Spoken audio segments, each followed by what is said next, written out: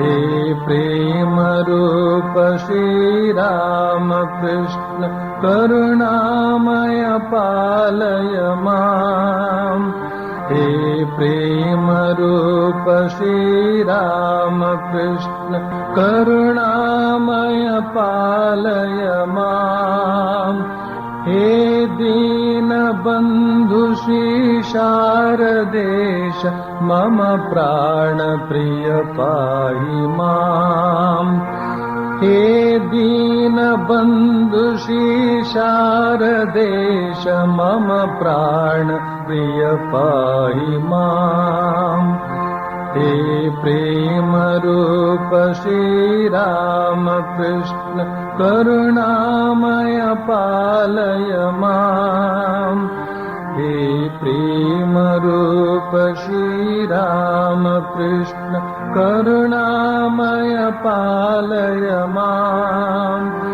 हे दीन बंधु श्री शारदेश मम प्राण प्रिय पाहि माम्। हे दीन बंधु श्री शारदेश मम प्राण प्रिय पाहि माम्। हे प्रेम रूप श्री राम कृष्ण करुणामय पालय माम्। हे प्रेम रूप श्री राम कृष्ण करुणामय पालय माम्। हे दीन बंधु श्री शारदेश मम प्राण प्रिय पाहि माम्। हे दीन बंधु श्री शारदेश मम प्राण प्रिय पाहि माम्। मम प्राण प्रिय पाहि माम्। मम प्राण प्रिय पाहि माम्।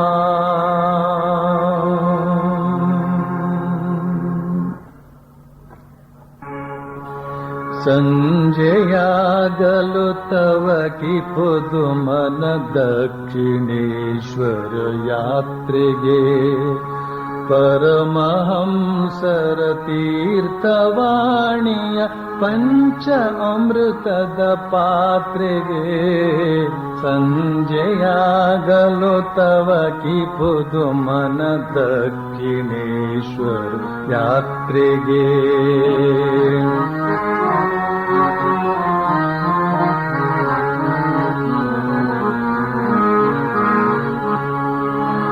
गोप्त दप्तर बರೆಯುತ್ತೀರ್ಪ ಮಹೇಂದ್ರ ಗೋಪ್ತನ ನೋಡುವೆ ಗುಪ್ತ ದಪ್ತರ ಬರೆಯುತ್ತೀರ್ಪ ಮಹೇಂದ್ರ ಗೋಪ್ತನ ನೋಡುವೆ ಪ್ರಶ್ನ ವರ್ಷವ ಕರೆಯುತ್ತೀರ್ಪ ನರೇಂದ್ರ ವಾದವನಾಲಿತೆ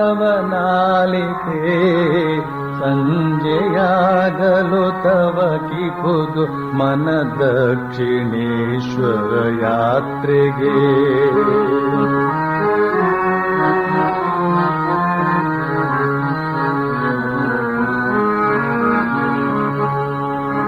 ಅತ್ತ ಕೇಶವ ಚಂದ್ರಸೇನನ ಭಕ್ತಿ ನಮನವ ಕಾಣುವೆ ಅತ್ತ ಕೇಶವ ಚಂದ್ರಸೇನನ ಭಕ್ತಿ ನಮನವ ಕಾಣುವೆ ಇತ್ತ ಮತ್ತ ಗಿರೀಶ ಘೋಷನ ಚಂದ್ರ ಚಿತ್ತದಿ ಕೈಯುವೆ ಸಂಜೆಯಾಗಲು ತವ ಕಿ ಖುದು ಮನ ದಕ್ಷಿಣೇಶ್ವರ ಯಾತ್ರೆಗೆ ಪರಮಹಂಸರ ತೀರ್ಥವಾಣಿಯ ಪಂಚ ಅಮೃತದ ಪಾತ್ರೆಗೆ ಸಂಜೆಯಾಗಲು ತವ ಕಿ ಖುದು ಮನ ದಕ್ಷಿಣೇಶ್ವರ ಯಾತ್ರೆಗೆ ಸಂಜೆಯಾಗಲು ತವ ಕಿ ಖುದು ಮನ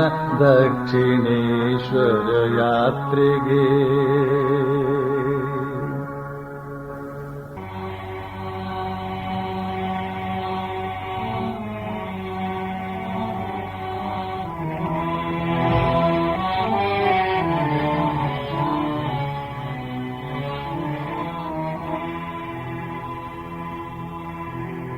तव कथामृतम् तप्तजीवनम् कविभिरीडितम्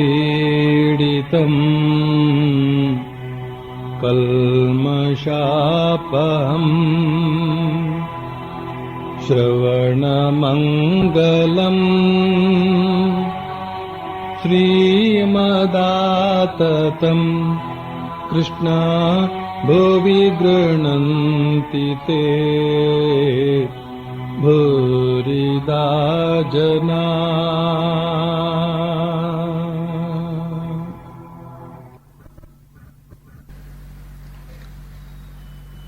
ಶ್ರೀರಾಮಕೃಷ್ಣರು ಹೇಳ್ತಾ ಇದ್ದಾರೆ, ಒಮ್ಮೆ ಒಬ್ಬ ದುಷ್ಟ ಒಂದು ಮಠದ ಸಾಧುವನ್ನ ಪ್ರಜ್ಞೆ ತಪ್ಪುವವರೆಗೆ ಹೊಡೆದು ಬಿಟ್ಟ. ಆತನಿಗೆ ಪ್ರಜ್ಞೆ ಬಂದ ಮೇಲೆ ಆತನ ಸ್ನೇಹಿತರು ಕೇಳಿದ್ರು, ಯಾರು ನಿನಗೆ ಈಗ ಹಾಲು ಕುಡಿಸ್ತಾ ಇದ್ದಾರೆ? ಆತ ಹೇಳ್ದ, ಯಾರು ನನ್ನನ್ನು ಹೊಡೆದನೋ ಆತನೇ ಈಗ ಹಾಲು ಕುಡಿಸ್ತಾ ಇದ್ದಾನೆ ಅಂತ. ಈ ಕಥೆ ಸ್ವಲ್ಪ ದೊಡ್ಡಕ್ಕಿದೆ.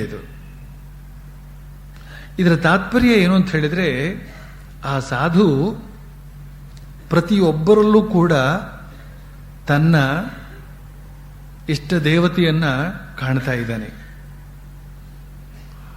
ಪರಮಾತ್ಮನನ್ನೇ ಎಲ್ಲೆಲ್ಲೂ ಕಾಣ್ತಾ ಇದ್ದಾನೆ ಅವನ ಸಾಧನಾ ಪ್ರಭಾವದಿಂದ. ಯಾವುದೋ ಕಾರಣಕ್ಕಾಗಿ ದುಷ್ಟರಿಗೆ ಯಾರ ಮೇಲೆ ಹಾಯಬೇಕು ಯಾರ ಮೇಲೆ ಹಾಯಬಾರದು ಅಂತೇನು ನಿಯಮ ಇಲ್ಲ. ಆದ್ರಿಂದ ಇಲ್ಲೂ ಬಂದು ಅವನಿಗೆ ಹೊಡೆದು ಬಿಟ್ಟಂತೆ. ಎಲ್ಲಿವರೆಗೆ? ಪ್ರಜ್ಞೆ ತಪ್ಪುವಂತೆ ಹೊಡೆದು ಬಿಟ್ಟಂತೆ. ಪ್ರಜ್ಞೆ ಬರೋ ವೇಳೆಗೆ ಆಶ್ರಮವಾಸಿಗಳು ಸುತ್ತಮುತ್ತವರು ಬಂದು ಉಪಚಾರ ಮಾಡ್ತಾ ಇದ್ದಾರೆ, ಹಾಲು ಕುಡಿಸ್ತಾ ಇದ್ದಾರೆ. ಹಾಲು ಕುಡಿಸ್ತಾ ಇರುವಾಗ ಕೇಳಿದ್ರಂತ ಒಬ್ರು, ಯಾರು ಹಾಲು ಕುಡಿಸ್ತಾ ಇರೋದು ಗೊತ್ತಾಯ್ತಾ ಅಂತ. ಪ್ರಜ್ಞೆ ಬಂತು ಅವ್ರು ತಿಳ್ಕೊಳ್ಳೋದಕ್ಕೆ. ಯಾರು ಹೊಡೆದನೋ ಅವನೇ ಕುಡಿಸ್ತಾ ಇದ್ದಾನೆ ಅಂತ ಹೇಳಿದ್ರೆ, ಕುಡಿಸೋ ನಿಜಕ್ಕೂ ಬೇರೆ ಅಲ್ಲಿ.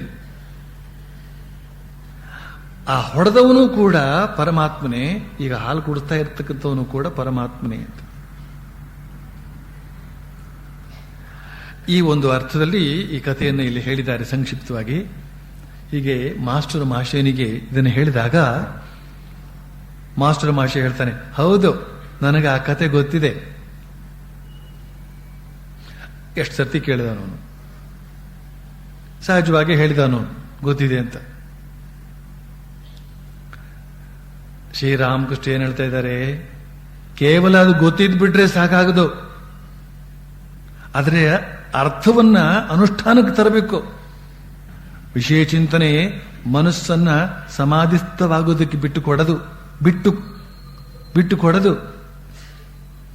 ವಿಷಯ ಬುದ್ಧಿ ಸಂಪೂರ್ಣವಾಗಿ ತೊಲಗಿ ಹೋದ ನಂತರವೇ ಸ್ಥಿತ ಸಮಾಧಿ ಉಂಟಾಗುತ್ತೆ. ನಾನು ಸ್ಥಿತ ಸಮಾಧಿಯಲ್ಲಿ ದೇಹತ್ಯಾಗ ಮಾಡಿಬಿಡಬಲ್ಲೆ, ಆದರೆ ನನ್ನಲ್ಲಿ ಭಕ್ತನಾಗಿ ಇರಬೇಕು ಎಂಬ ಸ್ವಲ್ಪ ಆಸೆ ಇದೆ. ಅದಕ್ಕಾಗಿಯೇ ನಾನು ಈ ದೇಹದ ಮೇಲೆ ಸ್ವಲ್ಪ ಮನಸ್ಸಿಟ್ಟಿರೋದು. ಶ್ರೀರಾಮಕೃಷ್ಣ ಇಲ್ಲಿ 2-3 ಮಾತನ್ನು ಹೇಳ್ತಾ ಇದ್ದಾರೆ. ಗೊತ್ತಿದ್ಯಾ? ಹಾಗಾದ್ರೆ ಸರಿ ಅಂತ ಹೇಳಿಲ್ಲ. ಗೊತ್ತಿದ್ರೆ ಸಾಲದು, ಅದರಲ್ಲಿರ್ತಕ್ಕಂಥ ಭಾವವನ್ನು ನಿನ್ನ ಜೀವನದಲ್ಲಿ ಅನುಷ್ಠಾನಕ್ಕೆ ತರಬೇಕು. ಈ ಮಾತನ್ನ ನಾವು ಎಷ್ಟು ಕೇಳಿದ್ರೂ ಸಾಲದು. ನಮ್ಮ ಜೀವನದಲ್ಲಿ ಬರತಕ್ಕಂತಹ ಎಡರು ತೊಡರುಗಳು, ಅಸಂಗತ ಸನ್ನಿವೇಶಗಳು, ಇವುಗಳೆಲ್ಲ ಬಂದಾಗ ನಮ್ಮ ಮನಸ್ಥಿತಿಯನ್ನ ಸಮವಾಗಿ ಇಟ್ಟಿರಬೇಕು ಅಂತನ್ನುವ ಕಾರಣದಿಂದ ಶಾಸ್ತ್ರಗಳನ್ನು ಓದೋದು, ಉಪನ್ಯಾಸಗಳನ್ನು ಕೇಳೋದು. ಶಾಸ್ತ್ರ ಓದಿಯೂ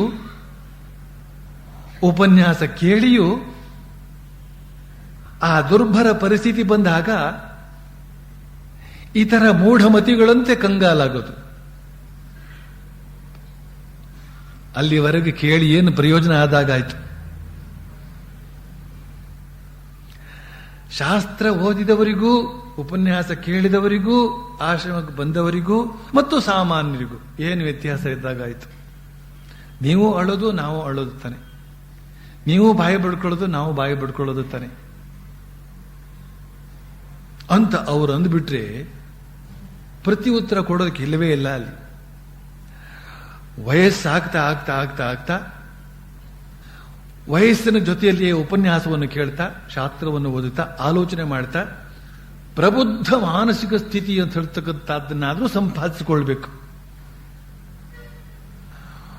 ಮುಗ್ಧ ಬಾಲಕರಂತೆ ಇರುವಂತಹ ಸ್ಥಿತಿ ತಪ್ಪಿ ಪ್ರಬುದ್ಧ ವ್ಯಕ್ತಿಗಳಂತೆ ಇರುವ ಸಾಮರ್ಥ್ಯವನ್ನಾದರೂ ಬೆಳೆಸಿಕೊಳ್ಬೇಕು.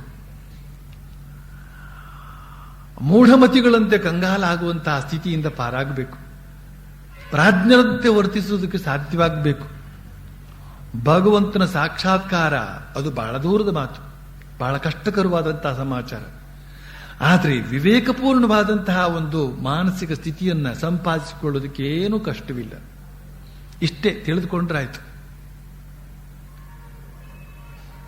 ತಿಳ್ಕೊಳ್ಳೋದು ಓಹೋ, ಈಗ ಒಂದು ದುರ್ಭರವಾದಂತಹ ಪರಿಸ್ಥಿತಿ ಬಂದಿದೆ. ಈಗ ಈ ಸಂದರ್ಭದಲ್ಲಿ ನಾನು ಕಂಗಾಲಾಗತಕ್ಕಂತಹದ್ದಲ್ಲ, ಇದೆಲ್ಲ ಆಗತಕ್ಕಂತಹದ್ದೇ. ಶ್ರೀಕೃಷ್ಣ ಭಗವದ್ಗೀತೆಯಲ್ಲಿ ಎಷ್ಟು ಸ್ವಾರಸ್ಯವಾಗಿ ಹೇಳಿದ್ದಾನೆ. ಆಗಮ ಅಪಾಯಿನೋ ಅನಿತ್ಯ ಸ್ಥಾಂ ಸ್ಥಿತಿಕ್ಷಸ್ವ ಭಾರತ. ಸುಖ ದುಃಖಗಳು, ಲಾಭ ನಷ್ಟಗಳು, ಮಾನ ಅವಮಾನಗಳು ಬರುತ್ತವೆ, ಹೋಗುತ್ತವೆ. ಯಾವುದು ನಿಂತಿದೆ? ಆದ್ರಿಂದ ಇವುಗಳಿಗೆ ಗಮನ ಕೊಡತಕ್ಕಂತಹದ್ದನ್ನೆಲ್ಲ ಸಹಿಸಿಕೊಳ್ಳುವಂತಹದ್ದು. ಯಾತಕ್ಕೆ ಸಹಿಸಿಕೊಳ್ಳಬೇಕು ಅಂತ ಹೇಳಿದ್ರೆ, ಯಾವುದರ ಕಡೆಗೆ ನಾವು ಗಮನ ಕೊಡದೆ ಹೋದ್ರೆ ನಮ್ಮ ಆಧ್ಯಾತ್ಮಿಕ ಜೀವನ ಅಂತ ಹೇಳ್ತಕ್ಕಂಥದ್ದು ವ್ಯರ್ಥವಾಗುತ್ತೋ ಅಂಥದ್ದಕ್ಕೆ ಗಮನ ಕೊಡೋದಕ್ಕೆ ನಮ್ಮ ಮನಸ್ಸಿಗೆ ತೆರವು ಇರಬೇಕು, ಮನಸ್ಸಿಗೆ ಬಿಡುವು ಇರಬೇಕು. ಮನಸ್ಸು ಹಲವಾರು ತಾಪತ್ರಯಗಳಲ್ಲಿಯೇ ತೊಳಲಾಡ್ತಾ ಇತ್ತು ಅಂತ ಹೇಳಿದ್ರೆ ಭಗವಂತನ ಧ್ಯಾನ ಮಾಡೋದಕ್ಕೆ, ಭಗವದ್ ವಿಚಾರವನ್ನು ನೆನಪಿಟ್ಟುಕೊಳ್ಳೋದಕ್ಕೆ, ಭಗವತ್ ವಿಚಾರವಾಗಿ ತಾಲಾಪ ಮಾಡೋದಕ್ಕೆ ಅವಕಾಶ ಎಲ್ಲಿರುತ್ತೆ? ಶ್ರೀರಾಮಕೃಷ್ಣರು ಈ ಅನುಷ್ಠಾನಕ್ಕೆ ಸಂಬಂಧಪಟ್ಟಂತೆ ಅನುಷ್ಠಾನಕ್ಕೆ ತಂದು ತನ್ನ ಜೀವನದಲ್ಲಿ ಅಳವಡಿಸಿಕೊಳ್ಳೋದಕ್ಕೆ ಸಾಧ್ಯವಿಲ್ಲದಿದ್ದಾಗ ಎಂಥ ಪರಿಸ್ಥಿತಿ ಉಂಟಾಗುತ್ತೆ ಅಂತ ಅನ್ನೋದನ್ನ ತಿಳಿಸೋದಕ್ಕೋಸ್ಕರ ಆ ಗಿಣಿಯ ಕತೆ ಹೇಳ್ತಾರೆ. ಗಿಣಿಯನ್ನು ಹಿಡಿದು ತಂದು ಪಂಜರದಲ್ಲಿಟ್ಟು ಮುದ್ದಾಗಿ ಸಾಕಿ ಅದಕ್ಕೆ ರಾಮ ರಾಮ ರಾಮ ಅಂತ ಅನ್ನೋದನ್ನ ಹೇಳಿಕೊಡ್ತಾರೆ. ಮಂತ್ರೋಪದೇಶ ಅಲ್ಲ, ಅದು ಸುಮ್ಮನೆ ಉಚ್ಚರಿಸೋದಕ್ಕೆ ಹೇಳ್ಕೊಡ್ತಾರೆ. ಅದು ಕಲ್ತ್ಕೊಳ್ಳುತ್ತೆ, ಗಿಣಿ ಮಾತಾಡೋಕೆ ಕಲ್ತ್ಕೊಳ್ಳುತ್ತೆ ಅಂತ ಒಂದು ಮಾತಿದೆ. ಕೇಳಿರಬಹುದು ಕೆಲವರು ಯಾರಾದ್ರೂ. ಇಟ್ಟು ನೋಡ್ಬೇಕು, ಅದಕ್ಕೆ ಶಿಕ್ಷಣ ಕೊಟ್ಟು ನೋಡ್ಬೇಕು, ನಿಜಕ್ಕೂ ರಾಮ ಅಂತ ನೋಡಬಹುದು ಬೇಕಾದ್ರೆ. ಪಾಪ ಅದರ ಅವಸ್ಥೆ, ಪಂಜರದೊಳಗೆ ಬಂದು ಬೀಳ್ಬೇಕು. ಅಂತೂ ಆ ಗಿಣಿ ರಾಮ ರಾಮ ಅನ್ನೋದನ್ನು ಕಲ್ತ್ಕೊಳ್ಳುತ್ತಂತೆ. ಮನೆಗೆ ಬಂದ ಬಂಧು ಮಿತ್ರರು ಏನು ಗಿಣಿರಾಮ ಅಂತ ಕೇಳಿದ್ರೆ ರಾಮ ರಾಮ ಅಂತ ಹೇಳುತ್ತಂಥದ್ದು. ಪಂಜರದಿಂದ ಹೊರಕ್ಕೆ ಕಾಳನ್ನು ತಿನ್ನೋದಕ್ಕೆ ಬಂದಂತಹ ಸಂದರ್ಭದಲ್ಲಿ ಸರಿಯಾಗಿ ಒಂದು ಬೆಕ್ಕು ಬಂದು ಅದರ ಕೊರಳನ್ನು ಹಿಡಿದಾಗ ಅದೇನ್ ಮಾಡುತ್ತಂತೆ, ರಾಮ ರಾಮ ಅನ್ನೋದಿಲ್ಲ, ಕ್ಯಾನ್ ಅಂತಂತೆ. ಅದು ಆಗ್ಲೂ ಕೂಡ ಅದು ರಾಮ ರಾಮ ಅಂತಿದ್ರೆ ಆ ರಾಮ ಅಂತ ಹೇಳ್ತಕ್ಕಂಥ ಒಂದು ಮಂತ್ರ ಅದರಲ್ಲಿ ಹೃದ್ಗತವಾಗಿತ್ತು ಅಂತ ಅರ್ಥ.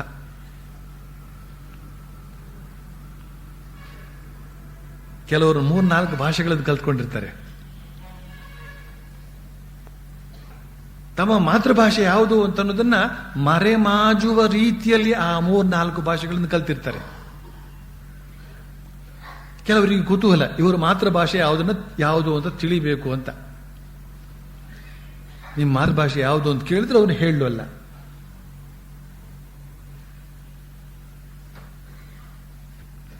ಆದ್ರೆ ತಿಳ್ಕೊಳ್ಬೇಕು ಅಂತ ಇವರಿಗೆ ಆಸೆ. ಒಬ್ರು ಏನ್ ಮಾಡಿದ್ರಂತೆ, ಅಂತವ್ನು ಹಿಡ್ಕೊಂಡು ಇದ್ದಕ್ಕಿದ್ದಂತೆ 4 ರಪರಪರ ಭಾಷಿದ್ರಂತೆ. ತಕ್ಷಣ ಆ ಮನುಷ್ಯ ತನ್ನ ಮಾತೃಭಾಷೆಯಲ್ಲಿ ಬೈದನಂತೆ. ಮನುಷ್ಯ ಎಷ್ಟೇ ಭಾಷೆ ಕಲ್ತಿದ್ರು ಕೂಡ ಅವನು ಬೈಯೋದು ತನ್ನ ಮಾತೃಭಾಷೆಯಲ್ಲೇ. ಆ ಒಳಗಡೆ ಏನಿದೆಯೋ ಅದೇ ಹೊರಗೆ ಬರುತ್ತೆ. ಈ ರಾಮ ಅಂತ ಹೇಳ್ತಕ್ಕಂಥದ್ದು ಕಂಠದಿಂದ ಹೊರಗೆ ಮಾತ್ರ, ಕಂಠದ ಒಳಗಡೆ ಹೃದಯದಲ್ಲಿ ಅದರ ಸ್ವಭಾವತವಾದಂತಹ ಮಾತೃಭಾಷೆ ಕ್ಯಾ ಕ್ಯಾ ಅಂತ ಅನ್ನೋದು.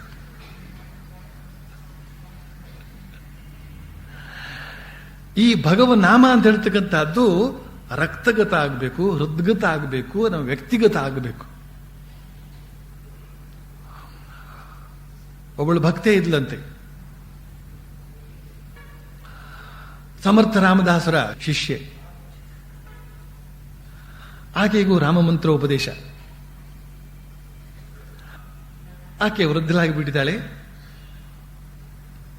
ಎಷ್ಟರ ಮಟ್ಟಿಗೆ ಅವಳು ರಾಮನಾಮೋಚ್ಚಾರ ಮಾಡಿದಾಳೆ ಅಂತ ಹೇಳಿದ್ರೆ, ಒಮ್ಮೆ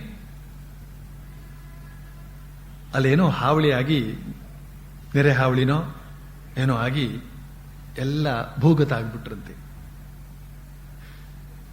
ಆ ಸಂದರ್ಭದಲ್ಲಿ ಆ ಶರೀರಗಳನ್ನೆಲ್ಲ ಸಂಬಂಧಪಟ್ಟವರು ತೆಗೆದು ಸಂಸ್ಕಾರ ಮಾಡಬೇಕಾಗಿತ್ತು.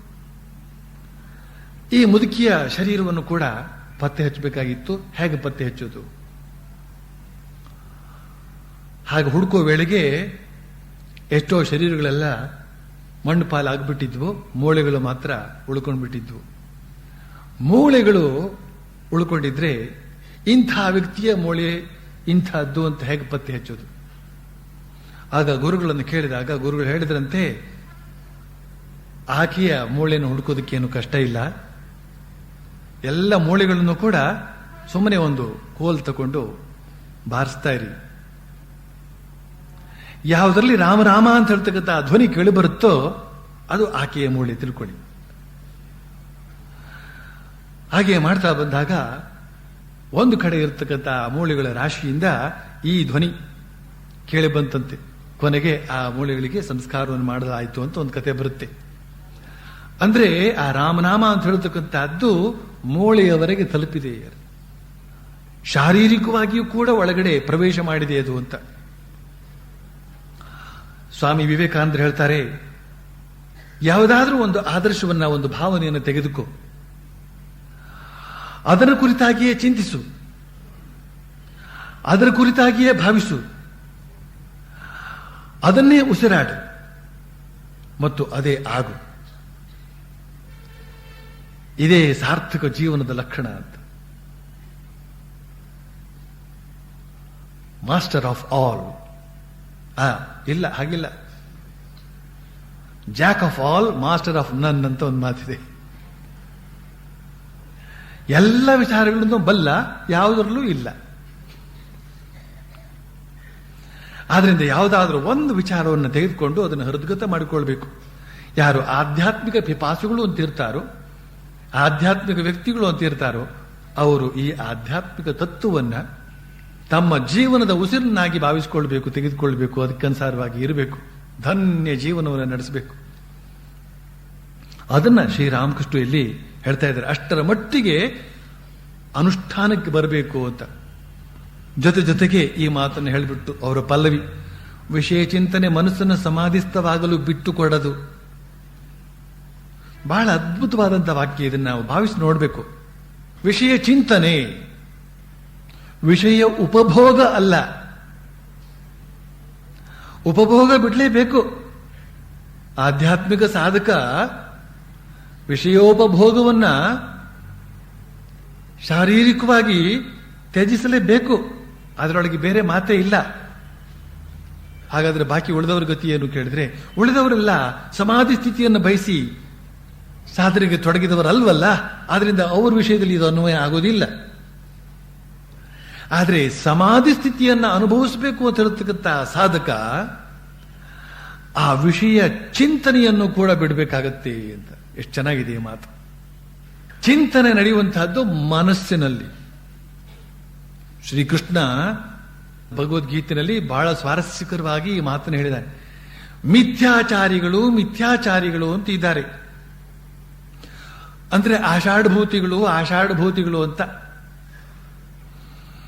ಅವರು ತೋರಾಣಿಕೆಗೆ ಸಂಯಮ ಜೀವನವನ್ನು ನಡೆಸಿದವರಂತೆ ಕಾಣುತ್ತಾರೆ.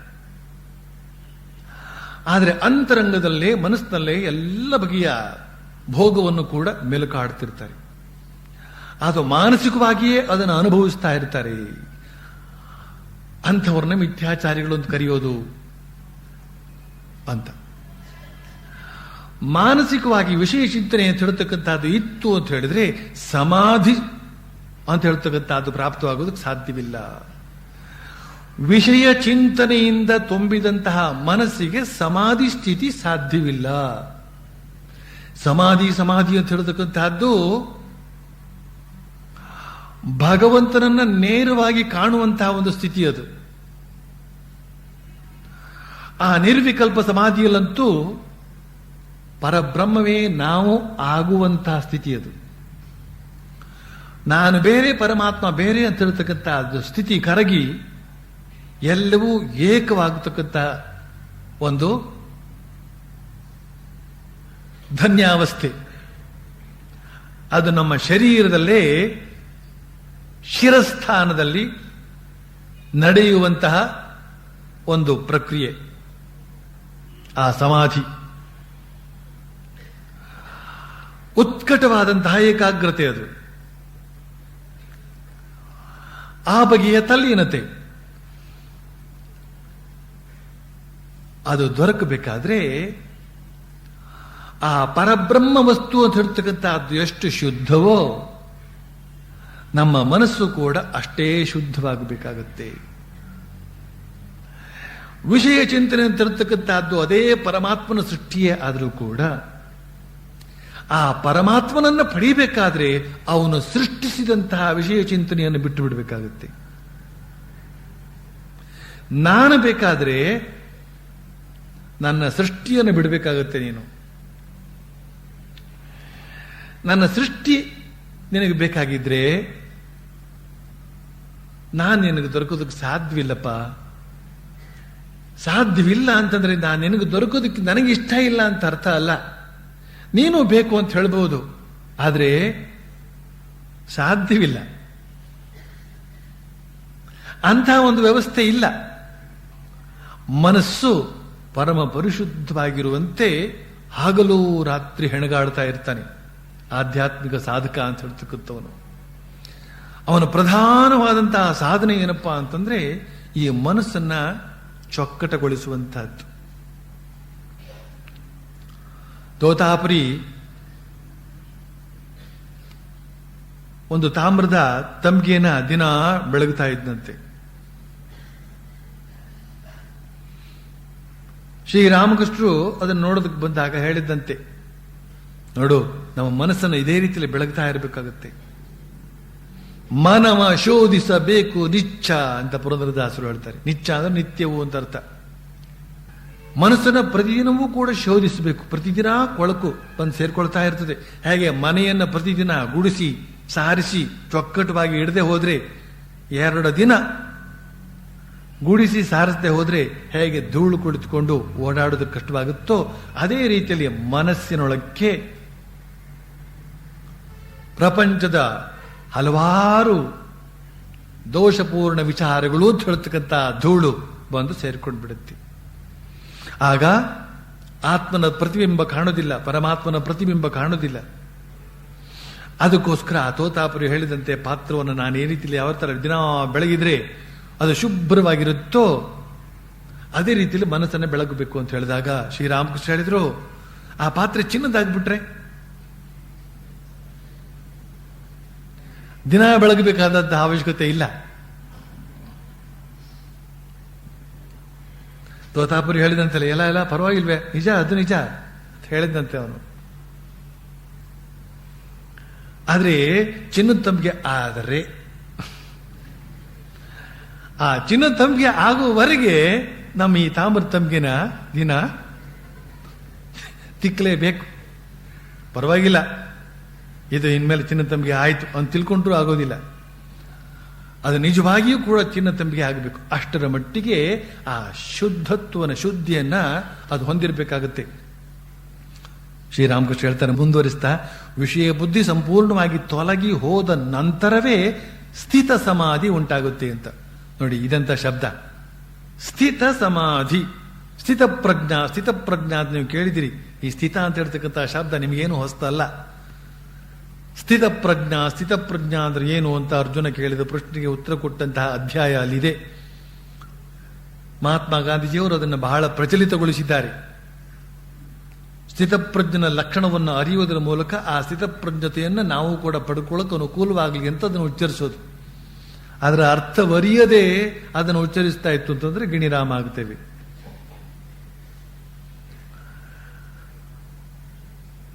ಸ್ಥಿತಪ್ರಜ್ಞಾ, ಪ್ರಜ್ಞೆ ಅಂತ ಹೇಳಿದ್ರೆ ಮನಸ್ಸು, ವಿವೇಕ, ಬುದ್ಧಿ ಇದು ಸ್ಥಿರವಾಗಬೇಕು.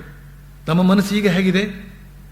ಈಗ ಒಂದು ತರಹ ಇದೆ, ಸ್ವಲ್ಪ ಹೊತ್ತಿನ ಮೇಲೆ ಇನ್ನೊಂದು ತರಹ, ಮನೆಗೆ ಹೋದ ಮೇಲೆ ಮತ್ತೊಂದು ತರಹ, ಆಫೀಸಿಗೆ ಹೋದ ಮೇಲೆ ಇನ್ನೊಂದು ತರಹ, ಒಬ್ಬೊಬ್ಬರ ಜೊತೆನಲ್ಲೂ ಒಂದೊಂದು ತರಹ, ಒಂದೊಂದು ಕ್ಷಣಕ್ಕೆ ಒಂದೊಂದು ತರಹ.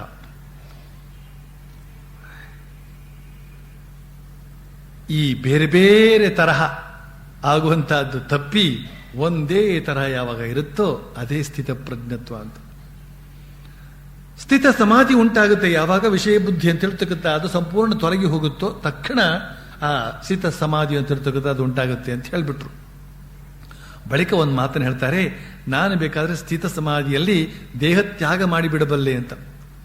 ಈ ಸ್ಥಿತ ಸಮಾಧಿ ಬಂದಾಗ ಜಡ ಸಮಾಧಿ ಅಂತಲೇ ಅದಕ್ಕೆ ಹೆಸರು. ಆ ಸಮಾಧಿ ಸ್ಥಿತಿಯಲ್ಲಿ ನಿರಂತರವಾಗಿ ನಿಂತಾಗ ದೇಹ ಪ್ರಜ್ಞೆ ಅಂತ ಹೇಳ್ತಕ್ಕಂಥದ್ದು ಸಂಪೂರ್ಣ ತೊಲಗಿ ದೇಹದ ಜೀವ ಅಂತ ಹೇಳ್ತಕ್ಕಂಥದ್ದು ಹೊರಟೋಗ್ಬಿಟ್ಟಿರುತ್ತೆ. ಅವನು ಮುಕ್ತನಾಗ್ಬಿಡ್ತಾನ.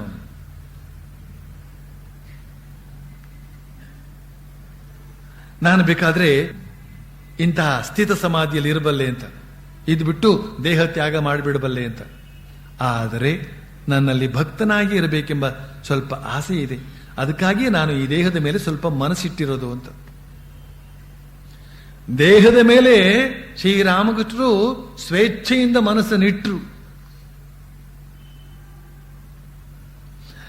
ಯಾವಾಗ ಬೇಡ ಅನ್ನಿಸ್ತದೋ ಆವಾಗ ಅದನ್ನ ಅಲ್ಲಿಂದ ಹಿಂತೆಗೆದುಕೊಳ್ಳಬಲ್ಲರು. ಸ್ವಾಮಿ ವಿಜ್ಞಾನಾನಂದರು ಅಂತ ಶ್ರೀರಾಮಕೃಷ್ಣರ ಸನ್ಯಾಸಿ ಶಿಷ್ಯರು, ಅವರ ವೃದ್ಧಾಪ್ಯ ಕಾಲದಲ್ಲಿ ಅವರಿಗೊಂದು ಕಾಯಿಲೆ, ಆಪರೇಷನ್ ಮಾಡಬೇಕಾಗಿ ಬಂತು. ಆಪರೇಷನ್ ಮಾಡಬೇಕಾದ್ರೆ, ಶಸ್ತ್ರಚಿಕಿತ್ಸೆ ಮಾಡಬೇಕಾದ್ರೆ ಅನಸ್ತೀಸಿಯಾ ಕೊಡಬೇಕು, ಪ್ರಜ್ಞೆ ತಪ್ಪಿಸಬೇಕು. ಪ್ರಜ್ಞೆ ತಪ್ಪಿಸಬೇಕು ಅಂದ್ರೆ ಮನಸ್ಸನ್ನು ಅಲ್ಲಿಂದ ತೆಗಿಬೇಕು. ಮದ್ದಿನ ಮೂಲಕ ಆ ಕೆಲಸವನ್ನು ಮಾಡ್ತಾರೆ. ಅದರಿಂದ ಜ್ಞಾನ ಬರೋದಿಲ್ಲ, ಪ್ರಜ್ಞೆ ತಪ್ಪೋಗುತ್ತಷ್ಟೇನೆ. ಓಹೋ, ಮದ್ದಿನಿಂದಲೂ ಕೂಡ ಪ್ರಜ್ಞೆ ತಪ್ಪಿಸ್ಕೊಳ್ಬಹುದಲ್ಲ ಅಂತ ನಾವು ಆ ರೀತಿಯಲ್ಲಿ ಸಮಾಧಿ ಸ್ಥಿತಿಯಲ್ಲಿ ಹೋದ್ರೆ ಯಾರಾದರೂ ಸಮಾಧಿ ಮಾಡಬೇಕಾಗುತ್ತೆ ಆಮೇಲೆ. ಆದ್ರೆ ಸ್ವಾಮಿ ವಿಜ್ಞಾನಾನಂದರು ಡಾಕ್ಟ್ರಿಗೆ ಹೇಳಿದ್ರಂತೆ, ನೀವೇನು ನನಗೆ ಅನಸ್ತೀಸಿಯಾ ಕೊಡಬೇಕಾಗಿಲ್ಲ, ಅಲ್ಲಿಂದ ನಾನು ಮನಸ್ಸನ್ನ ಹಿಂತೆಗೆದುಕೊಳ್ತೇನೆ, ಆಮೇಲೆ ನೀವು ಆಪರೇಷನ್ ಮಾಡಿ ಅಂತ ಹೇಳ್ಬಿಟ್ಟು ಒಂದು 5 ನಿಮಿಷ ಸಮಯ ಕೊಡಿ ಅಂತ ಕೇಳ್ಬಿಟ್ಟು ಆ 5 ನಿಮಿಷದಲ್ಲಿ ಆ ಜಾಗದಿಂದ ಮನಸ್ಸನ್ನ ಹಿಂತೆಗೆದುಕೊಂಡ್ರಂತೆ. ಡಾಕ್ಟರ್ಗಳು ಕತ್ತರಿಸೋಕೆ ಶುರು ಮಾಡಿದ್ರು. ಆದ್ರೇನಾಗಿದೆ, ಕತ್ತರಿಸೋದಕ್ಕೇನೋ ಸಾಧ್ಯವಾಯಿತು, ಮುಂದಿನ ಕೆಲಸ ಏನೇನು ಜೋಡಿಸೋದಿದೆಯೋ ಏನೇನು ತೆಗೆಯೋದಿದೆಯೋ ಅದನ್ನ ಮಾಡೋದಕ್ಕೆ ಸಾಧ್ಯವಾಗಲಿಲ್ಲ. ಯಾಕೆಂದ್ರೆ ಅಲ್ಲಿರ್ತಕ್ಕಂಥ ನರನಾಡಿಗಳು ಮಿಡಿಯುತ್ತಲೇ ಇಲ್ಲ. ನರನಾಡಿಗಳು ಮಿಡಿಬೇಕು, ಆದ್ರೆ ನೋವಾಗಬಾರ್ದು. ಅನಸ್ತೀಸಿಯಾ ಅದು ಮಾಡುತ್ತೆ. ಆದ್ರೆ ಇವರು ಎಷ್ಟರ ಮಟ್ಟಿಗೆ ಆ ಮನಸ್ಸನ್ನು ಎಳೆದುಕೊಂಡಿದ್ದಾರೆ ಅಂತ ಹೇಳಿದ್ರೆ ನರನಾಡಿಗಳು ಕೂಡ ಅಲ್ಲಿ ಮಿಡಿತಾ ಇಲ್ಲ. ಆಗ ಡಾಕ್ಟರ್ಗಳು ಹೇಳಿದ್ರಂತೆ, ಸ್ವಾಮೀಜಿ ಇದೇನಿದು, ನರನಾಡಿಗಳು ಮಿಡಿತಲೇ ಇಲ್ವಲ್ಲ, ಇಷ್ಟು ನೀವು ಮನಸ್ಸನ್ನು ಎಳ್ಕೊಂಡ್ರೆ ನಾವು ಆಪರೇಷನ್ ಮಾಡಿಸಿ ಶಸ್ತ್ರಚಿಕಿತ್ಸೆ ಮಾಡೋಕೆ ಸಾಧ್ಯವಾಗೋದಿಲ್ಲ. ಹಾಗಾದ್ರೆ ತಾಳಿ ಸ್ವಲ್ಪ ಮನಸ್ಸನ್ನು ಕಳಿಸ್ತೇನೆ ಅಲ್ಲಿಗೆ ಅಂತ ಸ್ವಲ್ಪ ಕಳಿಸಿದ್ರಂತೆ. ಅದು ಸ್ವಲ್ಪ ಮಿಡಿಯೋದಕ್ಕೆ ಶುರುವಾಯ್ತಂತೆ. ಇಷ್ಟರ ಮಟ್ಟಿನ ಸಂಯಮವನ್ನ ಈ ಶರೀರದ ಮೇಲೆ ತಂದುಕೊಳ್ಳೋದಕ್ಕೆ ಸಾಧ್ಯವಿದೆ ಅಂತ ಅನ್ನೋದನ್ನ ನಾವಿಲ್ಲೆಲ್ಲ ಕಾಣ್ತೇವೆ. ಆದ್ರೆ ಇಲ್ಲಿ ಶ್ರೀರಾಮಕೃಷ್ಣ ಏನ್ ಹೇಳ್ತಾ ಇದ್ದಾರೆ, ನಾನು ಭಕ್ತರೊಡನೆ ಮಾತನಾಡಬೇಕಾಗಿದೆ, ಆದ ಕಾರಣ ಸ್ವಲ್ಪ ಮಟ್ಟಿನ ಮನಸ್ಸನ್ನ ಈ ಶರೀರದ ಮೇಲೆ ಇಟ್ಟಿದ್ದೇನೆ ಅಂತ. ಸ್ವಾಮಿ ಬ್ರಹ್ಮಾನಂದಜಿ ಹೇಳ್ತಾರೆ, ನಮ್ಮ ಲೌಕಿಕ ಜೀವನ ಅಂತ ಏನೇನಿದೆಯೋ ಅದನ್ನು ನಡೆಸೋದಕ್ಕೆ ಕೇವಲ 25 ಭಾಗ ಮನಸ್ಸು ಸಾಕು. ಉಳಿದ 75 ಭಾಗದ ಮನಸ್ಸನ್ನ ನಾವು ದೇವರಿಗೆ ಕೊಡಬಹುದು, ಆನಂದದಿಂದ ಇರಬಹುದು. ಆ 75 ಭಾಗದ ಮನಸ್ಸನ್ನು ದೇವರಿಗೂ ಕೊಟ್ಟು ಕೂಡ ಯಾರು 100ಕ್ಕೆ 100 ಮನಸ್ಸನ್ನು ಕೊಟ್ಟು ನಾವು ಪ್ರಪಂಚ ಜೀವನವನ್ನು ನಡೆಸ್ತಾ ಇದ್ದೇವೆ ಅಂತ ತಿಳ್ಕೊಂಡಿದ್ದಾರೋ ಅವರಿಗಿಂತಲೂ ಹೆಚ್ಚು ಎಚ್ಚರದಿಂದ ಈ 25 ಭಾಗದ ಮನಸ್ಸಿನಿಂದ ಜೀವನ ನಡೆಸಬಹುದು ಅಂತ ಅವರು ಹೇಳ್ತಾರೆ. ಆದರೆ ಜೊತೆಲೇ ಒಂದು ಮಾತು ಹೇಳ್ತಾರೆ, ನಮ್ಮಲ್ಲಿ ಈಗ ಎಚ್ಚರದಲ್ಲಿ ಇರುವಂತಹ ಮನಸ್ಸೇ ಕೇವಲ 25 ಭಾಗ 100ಕ್ಕೆ, ಅಷ್ಟೂ ಇಲ್ಲ, 8ನೇ 1 ಭಾಗ ಅಂತ ಕೊಡೋ ಒಂದು ಮಾತಿದೆ. ಉಳಿದ 8ನೇ 7 ಭಾಗ ಮಲಗಿಕೊಂಡಿದೆ. ಆದ್ರಿಂದಲೇನೇ ಉಪನಿಷತ್ತು ಘೋಷಿಸುತ್ತೆ, ಉತ್ತಿಷ್ಠತ ಜಾಗೃತ ಪ್ರಾಪ್ತ್ಯವರ ನಿಬೋಧತ, ಎದ್ದೇಳು ಜಾಗೃತನ. ಎದ್ದ ಮೇಲೂ ಕೂಡ ಜಾಗೃತರಾಗತಕ್ಕಂಥದ್ದಿದೆ. ಅತ್ಯಂತ ಸೂಕ್ಷ್ಮವಾದ ವಿವೇಕ ಅಂತ ಒಂದು ಶಬ್ದ ಇದೆ.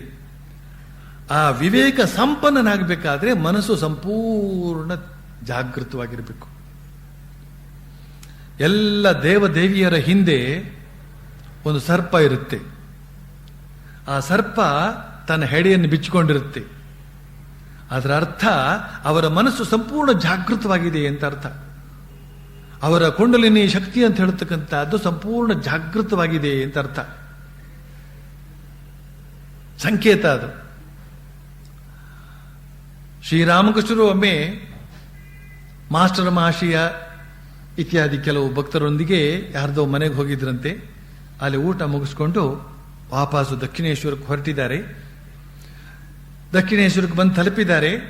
ಶ್ರೀರಾಮಕೃಷ್ಣರು ಮಾಸ್ಟರ್ ಮಹಾಶಯನ ಕೇಳ್ತಾರೆ, ನನ್ನ ಚೌಕ ಎಲ್ಲಿ ಅಂತ,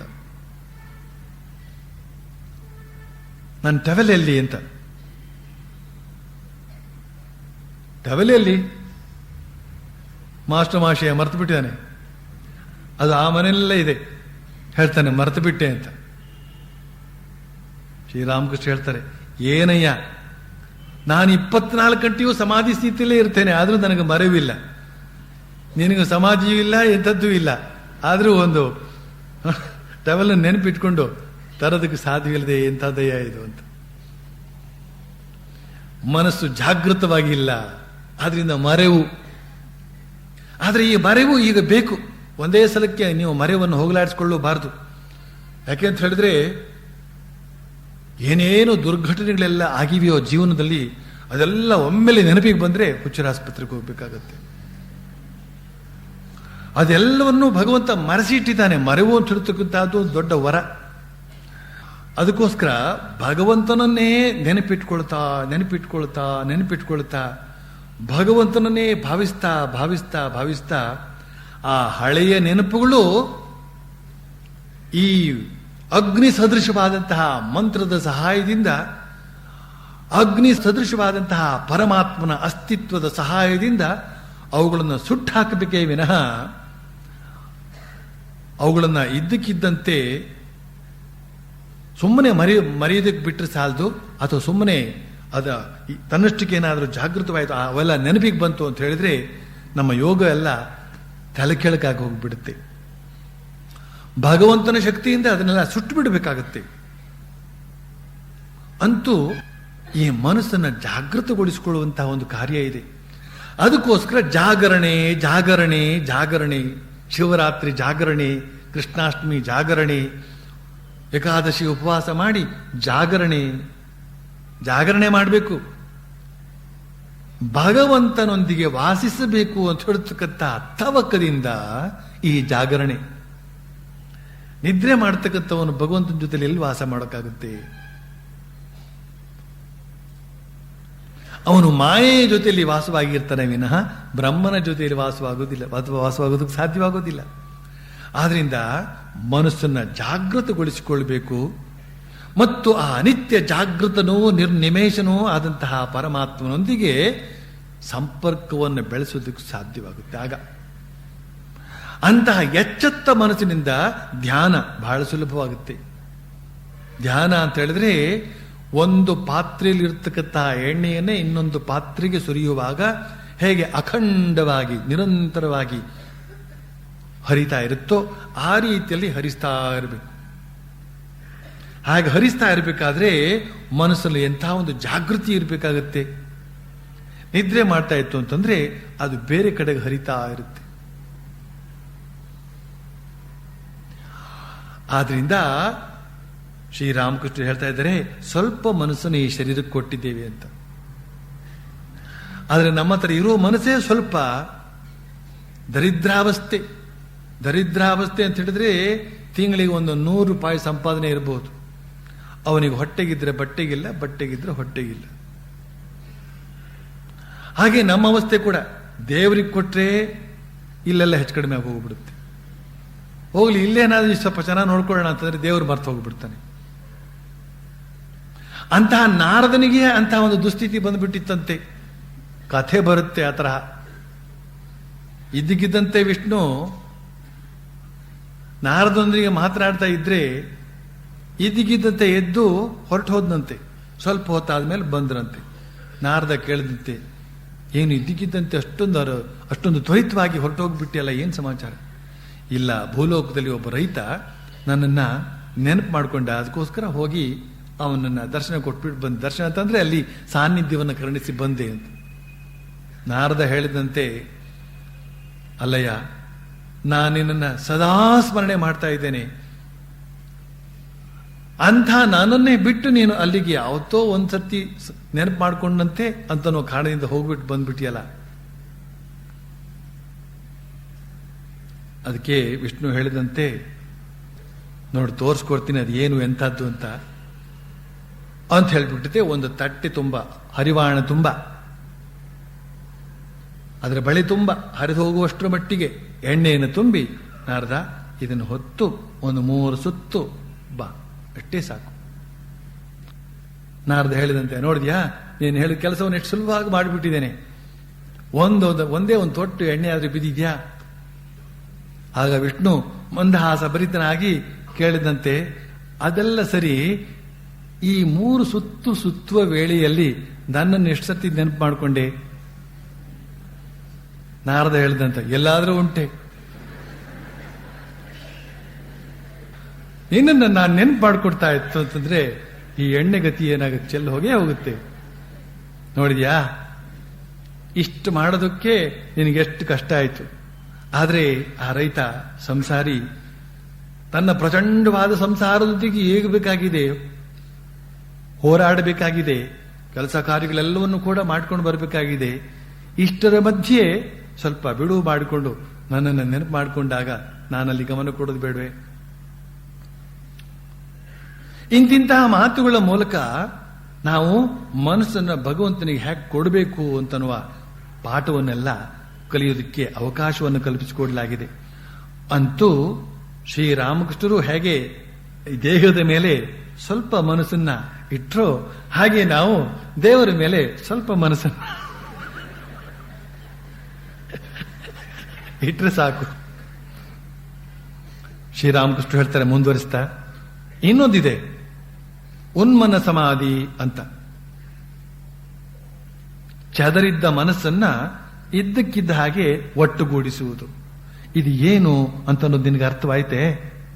ಮಾಸ್ಟರ್ ಹೇಳ್ತಾನೆ, ಹೌದು ಆಯ್ತು. ಏನಾಯ್ತು?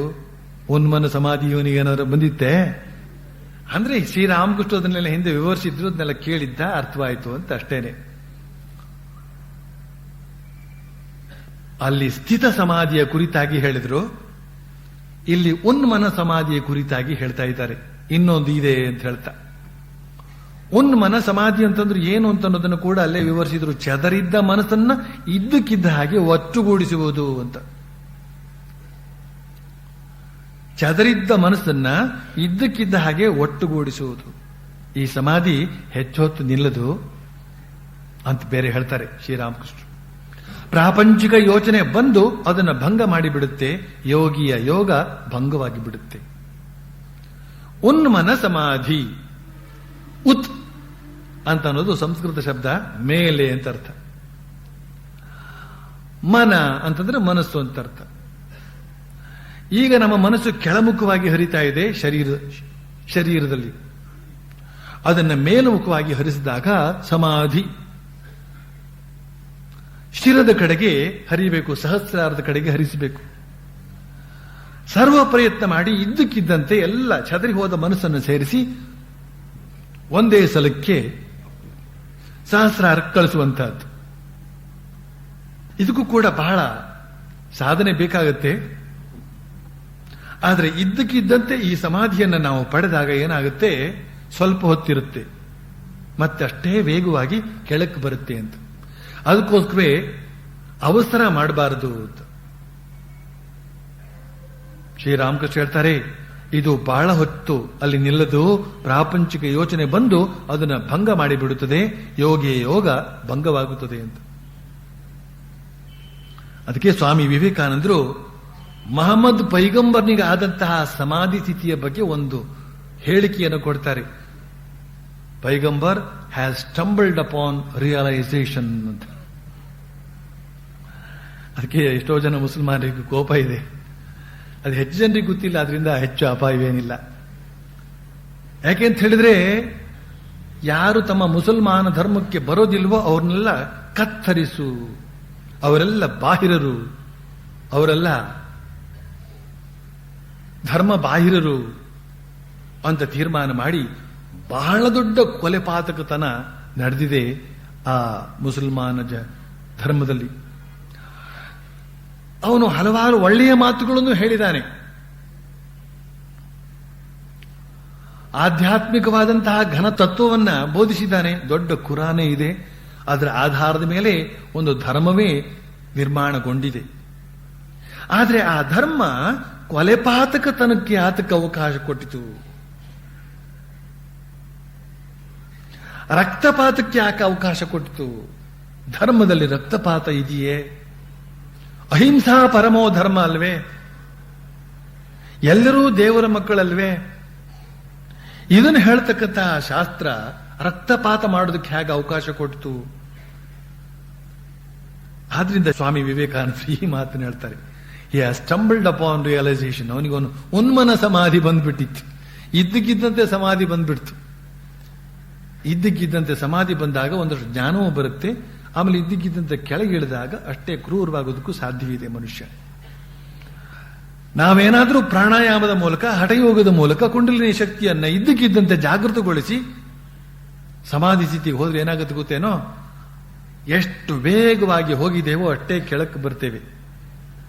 ಮತ್ತೆ ಆ ಕುಂಡಲಿನಿ ಸ್ಥಿತಿಗೆ ಜಾಗೃತಗೊಂಡಂತಹ ಮನಸ್ಸು ಬಂದು ತಲುಪಿದಾಗ ಯಾವ ಕಾಮವನ್ನು ನಾವು ಅಲ್ಲಿಯವರೆಗೆ ನಿರೋಧಿಸಿದ್ದೇವೋ ಅದು ನೂರ್ಮಡಿಯಾಗಿ ಪ್ರಕಟಗೊಂಡು ಇನ್ನು ಅವನಷ್ಟು ಕಾಮಿಯೇ ಇಲ್ಲ ಎಂಬಷ್ಟರ ಮಟ್ಟಿಗೆ ಅವನು ಕಾಮಿಯಾಗುವ ಸಂದರ್ಭ ಜಾಸ್ತಿ.